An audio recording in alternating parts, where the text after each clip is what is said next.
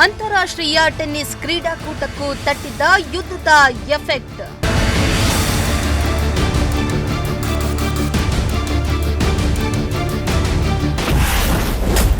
ಕ್ರೀಡಾಕೂಟಕ್ಕೆ ಹಲವು ರಾಷ್ಟ್ರಗಳ 40ರಷ್ಟು ಆಟಗಾರ್ತಿಯರು ಗೈರು.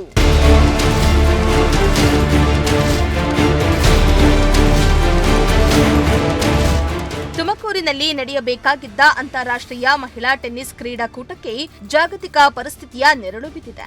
ಮಧ್ಯಪ್ರಾಚ್ಯದಲ್ಲಿ ಉಂಟಾದ ಯುದ್ಧ ಪರಿಸ್ಥಿತಿಯ ಪರಿಣಾಮವಾಗಿ ತುಮಕೂರು ಓಪನ್ ಟೆನ್ನಿಸ್ ಟೂರ್ನಿಗೆ ಭಾಗವಹಿಸಬೇಕಾಗಿದ್ದ ಹಲವು ರಾಷ್ಟ್ರಗಳ ಆಟಗಾರ್ತಿಯರು ಗೈರಾಗಿದ್ದಾರೆ.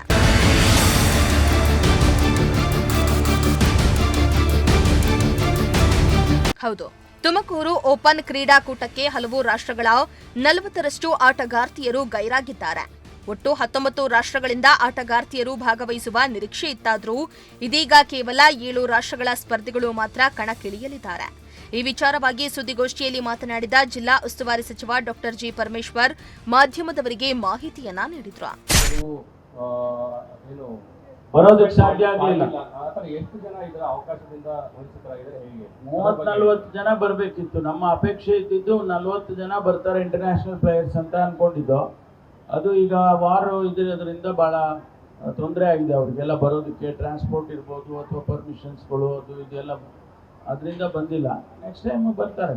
ಈಗ ನಾನು ಅದಕ್ಕೆ ಹೇಳಿದ್ದು, ನಮ್ಮ ತುಮಕೂರು ಓಪನ್ ಅನ್ನ ಇಂಟರ್ನ್ಯಾಷನಲ್ ಕ್ಯಾಲೆಂಡರ್ನಲ್ಲಿ ATP ವಿಮೆನ್ T35ನಲ್ಲಿ ಹಾಕೊಂಡ್ರೆ ನಮಗೆ ರೆಗ್ಯುಲರ್ ಆಗಿ ಇಲ್ಲಿ ವರ್ಷ ನಾವು ಆರ್ಗನೈಸ್ ಮಾಡ್ತೀವಿ. It becomes A name Tumakuru open ಅಂತ. ಆವಾಗ ಬರ್ತಾರೆ.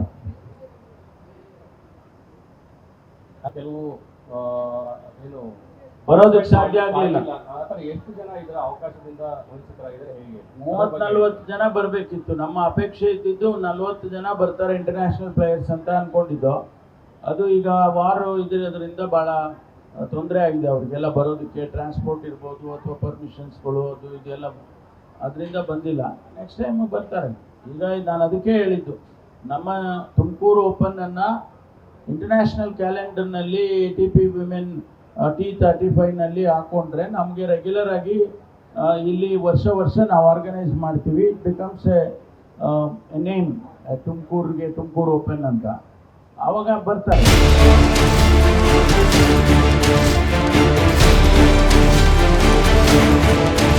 ಇಂದು ಪ್ರಾರಂಭವಾಗ್ತಾ ಇರುವ ಈ ಕ್ರೀಡಾಕೂಟ ಮೇ 10ರವರೆಗೆ ನಡೆಯಲಿದ್ದು ತುಮಕೂರು ವಿಶ್ವವಿದ್ಯಾಲಯದ ಕ್ರೀಡಾಂಗಣದಲ್ಲಿ ಪಂದ್ಯಗಳು ನಡೆಯಲಿವೆ.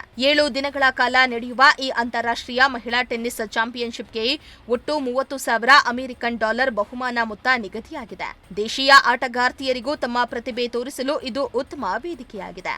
ಇನ್ನು ಯುದ್ಧದ ಪರಿಣಾಮದಿಂದಾಗಿ ಭಾಗವಹಿಸುವ ರಾಷ್ಟ್ರಗಳ ಸಂಖ್ಯೆ ಕಡಿಮೆಯಾಗಿದ್ರೂ ಕೂಡ ಕ್ರೀಡಾಭಿಮಾನಿಗಳಲ್ಲಿ ಉತ್ಸಾಹ ಮಾತ್ರ ಕಡಿಮೆಯಾಗಿಲ್ಲ.